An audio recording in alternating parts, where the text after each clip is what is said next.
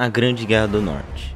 Antes de começar o vídeo, gostaria de pedir a vocês que se inscrevam no meu canal, porque 70% dos telespectadores não são inscritos, e se você está assistindo é porque você está gostando, então dá uma força aí.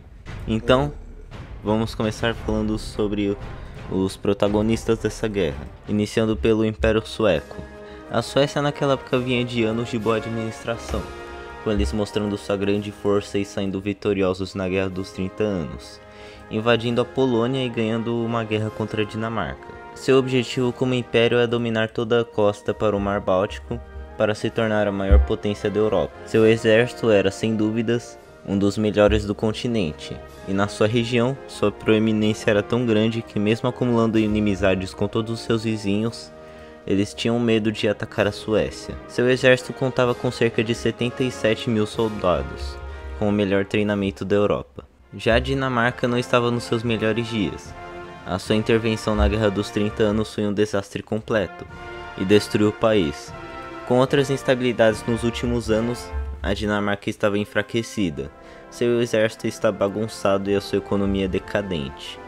E com medo de ser invadida pelos suecos, eles se aliam aos vizinhos Rússia e Polônia. Os poloneses ocupam um não tão disputado título de país mais cerrado da Europa, com eles tendo passado recentemente pelo grande dilúvio polonês. Como o próprio nome diz, o país foi completamente destruído, com ele sendo quase que totalmente ocupado pelos russos, suecos e separatistas cossacos, perdendo muita população e toda a sua riqueza, que foi destruída ou saqueada. E assim como os dinamarqueses, eles derreteriam caso a Suécia decidisse invadir o país. Então eles pedem ajuda para a Rússia e formam uma nova aliança secreta, a Aliança Anti-Suécia. Vale citar também que eles estavam em uma união pessoal com a Saxônia. A Rússia tá bem Rússia, sabe como é, né? Fome, pobreza, exército com números absurdos de soldados, mas que mal têm armas ou treinamento. Eles ainda eram um reino liderado por Peter the Great, e eles tinham a ambição de conseguir a tão sonhada saída para o mar e se tornar uma potência da região.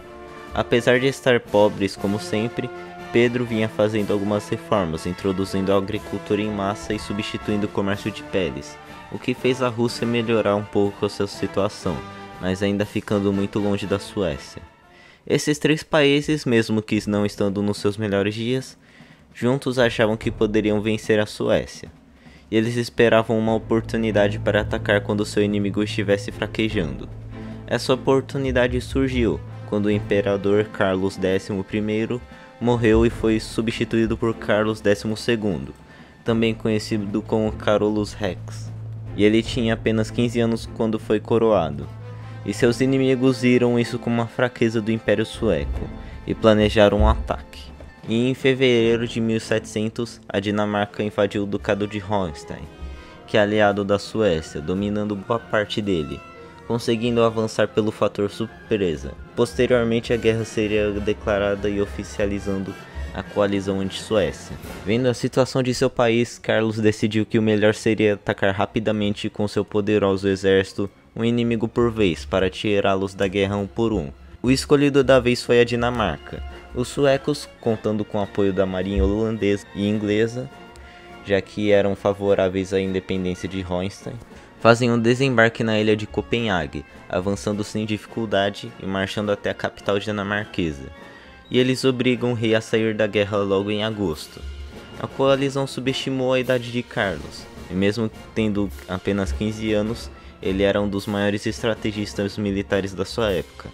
E rapidamente, após derrotar a Dinamarca, ele partiu para cima dos russos, que haviam ocupado partes da Hungria. E com apenas 8 mil homens, ele fez um ataque surpresa durante uma tempestade de neve para levantar o cerco feito pelos russos à cidade de Narva, infligindo uma derrota esmagadora nos adversários, que tinham na região mais de 20 mil soldados, destruindo seu exército. Depois de expulsar os invasores, estava na hora de atacar o próximo inimigo, com ele escolhendo a Polônia, que pensava poder derrotar rapidamente devido à sua situação deplorável. E liderados pelo próprio imperador, os suecos avançam no território da Letônia. Os russos tentam mais um ataque à Livônia, avançando a região, mas Carlos estava disposto a vencer a Polônia, então continuou avançando até o sul, e sua previsão de que os poloneses não conseguiriam resistir estava certa, e eles avançam muito, depois marcham até Varsóvia e expulsam Augusto II, rei da Polônia, do trono, e colocam em seu lugar Stanislau I, que era praticamente um vassalo da Suécia, sendo leal aos interesses suecos.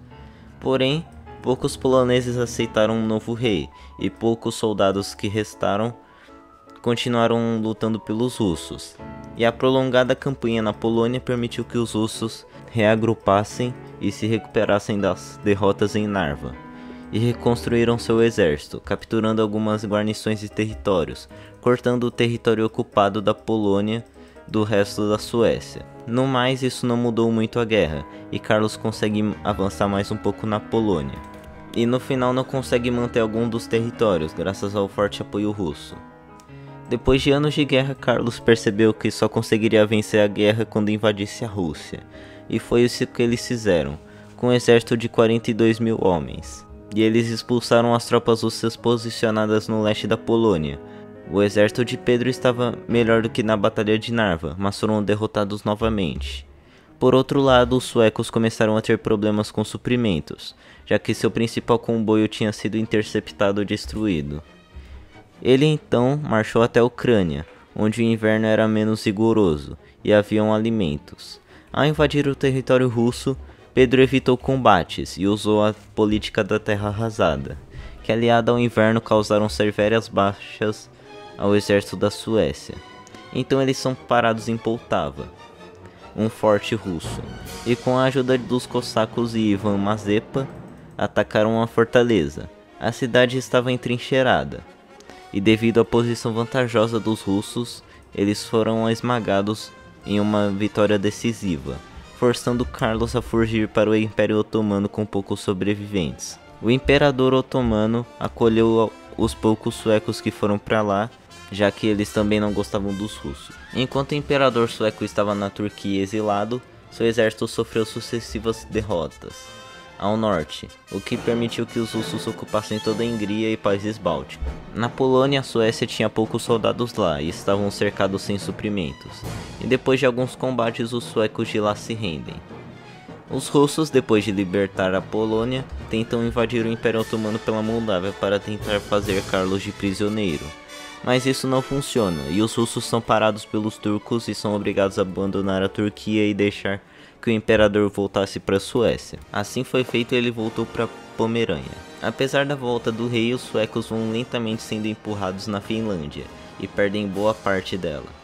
Hanover também entra do lado da Rússia e junto com a Dinamarca invadem os territórios suecos na Alemanha. O Reino Unido também entra na guerra e a Prússia invade o território da Pomerânia sueca. Carlos então tenta tirar a Dinamarca da guerra de novo e ataca Oslo, porém eles são expulsos. Os suecos estão muito fragilizados, fazem uma última tentativa, dessa vez mais ao norte, perto de Trondheim. Porém na batalha o rei sueco acaba sendo morto, o que ocasiona um colapso do exército, e a irmã de Carlos assumiu o trono no seu lugar, fazendo as pazes com a Dinamarca e Prússia e posteriormente com a Rússia e Polônia. Nos tratados, a Suécia perdeu grande parte dos seus territórios, cedendo a Livônia, Hungria e Carélia para os russos. Os prussianos ganham partes da Pomerânia sueca e os dinamarqueses ficam com o controle dos ducados de Hohenstein. Além disso, eles tiveram que pagar uma dívida aos vencedores e perderam o título de império. A Suécia enfraqueceu muito, tendo a sua economia arrasada e seu exército destruído, e perderia para sempre o status de potência europeia. Os russos, por outro lado, saíram muito bem dessa guerra, conseguindo a sua tão sonhada saída para o mar, e tornando a nova potência do leste europeu, sendo essa uma das guerras que mais mudaram a história da Europa. Bom pessoal, esse foi o vídeo, espero que tenham gostado. Comentem aí o que acharam desse vídeo mais longo. Esse mapa com contorno, vocês preferem com ou sem? Enfim, compartilhem aí o vídeo, ele deu trabalho, e se inscrevam no canal. Até logo.